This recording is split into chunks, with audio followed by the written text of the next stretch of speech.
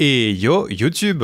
Aujourd'hui, on va parler de la dernière sortie de chez Zowie, qui est la U2 Wireless. C'est une souris qui m'a impressionné d'un côté, mais un peu déçu de l'autre. Et j'ai décidé de lui attribuer le valet de carreau, un placement qui n'est pas mauvais du tout, mais pas excellent non plus. Zowie va carrément dans le bon sens avec cette souris, c'est-à-dire en sortant une toute nouvelle forme en sans fil directement, avec un poids de 60 grammes bien réparti, et une réduction de prix à 150 € au lieu de 180 au lancement des EC Wireless. Moi j'ai d'ailleurs pu l'acheter à 50 € sur Amazon, car il y avait eu un petit bug qui était validé, donc voilà. Mais sinon, ce qui lui a fait perdre des points, c'est deux choses que je n'aurais pas pensé mettre en négatif chez Zowie, c'est-à-dire l'implémentation des clics principaux, ainsi que sa qualité de fabrication. Alors bien sûr, rien d'alarmant, sinon elle n'aurait pas eu une aussi haute note, mais personnellement ça m'a assez déçu. Enfin bref, rentrons dans le vif du sujet, c'est parti.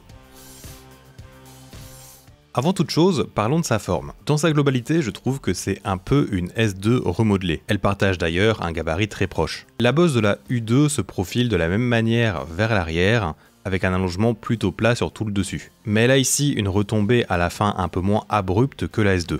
Sa rampe se dégrade en fait un peu plus tôt et continue d'accompagner votre paume jusqu'en bas si vous la tenez donc en claw grip par exemple. Surtout que l'arrière est aussi un peu plus large. Pour ce grip, si vous trouviez que la S2 manquait un peu de contact dans le bas de votre paume, niveau remplissage on va dire donc ici, vous trouverez une upgrade sur la U2 du coup.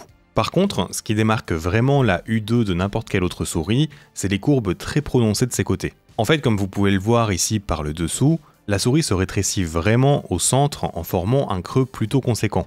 Mais cette courbe, j'espère que vous verrez avec la lumière, elle est elle-même creusée sous les latéraux, faisant remarquer distinctement ce renfoncement dès la première prise en main. Personnellement, je pensais que j'allais pas aimer, car si vous suivez ma chaîne, vous savez que j'aime plutôt les côtés droits comme les Pulsar X2, la Beast-X ou même la Ultralight X. Mais ici, je dois avouer que Zowie a vraiment bien fait les choses. Cet enfoncement est vraiment très bien accompagné avec de la rondeur et de bonnes proportions.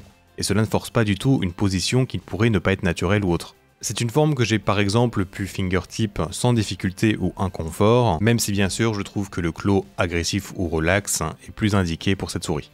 Si vous avez une petite ou moyenne main avec ce style de grip, je pourrais la conseiller. Sinon, pour du palm, je ne pense pas que ce soit vraiment super, peut-être pour du knuckle claw grip à la limite et encore. La shape de la U2 est donc pas des plus safe, mais c'est pas trop grave, et elle a le mérite de se démarquer. Ça pourrait vraiment plaire à un profil particulier, je pense. Passons maintenant aux features principales. Niveau molette, je pense que c'est la plus légère que Zowie a réalisée jusque maintenant. Elle a toujours cette volonté d'avoir un style de cran qui sont faits pour être ressentis, mais c'est vraiment réduit au maximum. C'est moins cranté que ma EC3W ou même les dernières souris de chez Vaxi par exemple. Et d'ailleurs, de façon logique, le bruit est lui aussi réduit, je dirais même que ça me fait penser à un ronronnement de chat lorsqu'elle est utilisée doucement. C'est plutôt donc satisfaisant. Je vais vous faire écouter.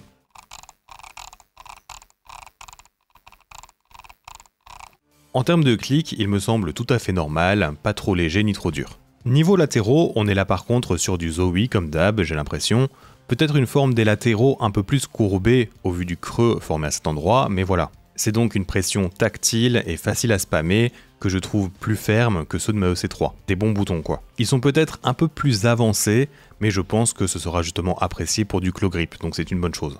Et finalement, pour les clics principaux, c'est là où ça a coincé pour moi. C'est peut-être lié à ma copie bien sûr, mais j'en doute. Car il me semble qu'ils avaient parlé des modifications, et de toute façon, avec une telle réduction de poids global de la souris comparée à leur habitude, la structure a certainement dû changer également. En fait, mon problème, c'est qu'ils ont raccourci le trajet du clic dans son ensemble. Genre, je n'ai virtuellement pas de post-travel sur mon clic gauche. Vous pourriez vous dire que en soi, c'est pas grave, hein, car moins de distance veut dire une meilleure réactivité, sauf qu'ici, avec si peu d'espace, ça empêche la bonne remontée du switch. Et cela donc si je venais à vouloir l'utiliser à répétition. Genre par exemple, quand je clique et que je relâche moi la pression sur mon doigt, je m'attends à ce que le switch veuille remonter de lui-même pour reset.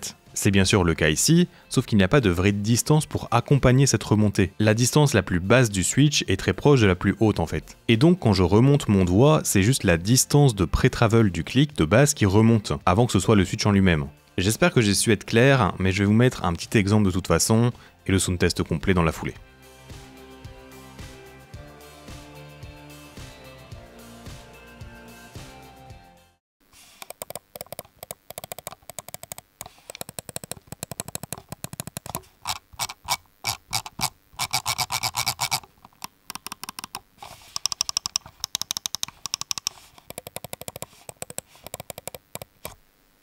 Pour résumer, j'ai donc trouvé personnellement que cette implémentation était une vraie moins bonne chose que justement ce que Zowie a l'habitude de faire avec ses clics. C'est d'ailleurs presque l'opposé de ce qu'ils ont fait sur les autres modèles, avec eux vraiment cette sensation agréable de rebondissement qui n'est pas présente du tout ici. J'ai l'impression que Vaxi avec sa XES a fait exactement le même procédé que Zowie avec sa U2, sauf que l'un a mieux réussi que l'autre. J'ai observé personnellement donc un changement positif chez Vaxi, mais négatif chez Zowie. Gardez bien sûr bien en tête que ce n'est pas deal breaker, et peut-être même que des gens aimeront cela, mais selon moi, ils auraient dû être un poil moins brutal en termes de réduction de ce trajet.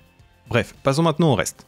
Comme d'hab, chez Zowie, pas de logiciel, vous réglez tout avec les touches physiques pour les réglages donc sous la souris. Et vous avez des combinaisons de touches à faire pour le reste. Pour les patins, j'ai plus trop de souvenirs, mais ce sont les basiques de couleur noire de chez Zowie. Plutôt fins, qui sont ok selon le type de surface, mais perso je les ai remplacés par envie et aussi pour tester les Plastic X, qu'au passage ne m'ont pas du tout convaincu, mais j'en parlerai dans une vidéo. Niveau batterie, je vous avoue que j'ai pas fait gaffe, malgré que je l'ai testé plusieurs semaines, car je vous avoue que si vous arrivez à la faire tomber en batterie faible alors qu'elle ne tourne qu'à 1000 Hz de polling rate max et qu'elle a un dock de recharge fourni où il suffit de la poser, ben voilà quoi. Au niveau du capteur, je vous conseillerais d'augmenter un peu son LOD si vous jouez sur du verre, car il arrivait à décrocher par moment sur cette surface. Une fois réglé sur médium, je n'ai plus aucun problème. Le revêtement de la souris est toujours top tier, agréable et agrippant, mais il laissera vraiment très facilement voir la sueur et la saleté. C'est probablement le pire que j'ai à ce niveau. Par contre, ce qui est un peu prêché chez moi de nouveau, c'est la qualité de fabrication de la souris. Alors attention, elle est solide, je ne sens pas qu'elle va se casser ou autre, mais elle fait quand même plus fragile comparée à Zowie qui est reconnue pour son excellence à ce niveau. Je vais pas leur jeter la pierre, je préfère qu'elle pèse 60 grammes et qu'elle soit un peu moins robuste plutôt que l'inverse, mais je peux quand même la sentir se plier un peu avec la pression, et par moments quand je la prends, je peux avoir quelques bruits de craquement. Encore une fois, rien de grave, mais juste la phrase « construite comme un tank » qu'on utilise pour leur souris est moins applicable ici. Et finalement, dans la boîte, il y a plusieurs choses, comme un set de patins supplémentaires, le manuel pour les réglages, un dongle USB normal et deux câbles. L'un est en caoutchouc qui est préconisé pour une meilleure connexion du récepteur qui fait aussi station de recharge, et il y a un autre câble en paracorde qui peut lui servir à recharger la souris pendant que vous jouez par exemple. Avant de finir cette vidéo, je voudrais t'inviter à t'abonner à ma chaîne si tu as aimé cette review et si tu veux être au courant de toutes les nouvelles souris et nouveaux tapis de souris dédiés au FPS compétitif. C'est carrément ce genre de renseignements et aide que tu retrouveras ici. Je tenais aussi à remercier Exolix pour le soutien donné par son abonnement sur Patreon. J'espère que j'ai pu t'aider à trouver chaussures à ton pied. Voilà, merci d'être arrivé jusqu'ici. Si cette souris t'intéresse, tu trouveras mes liens affiliés en description. Et à bientôt.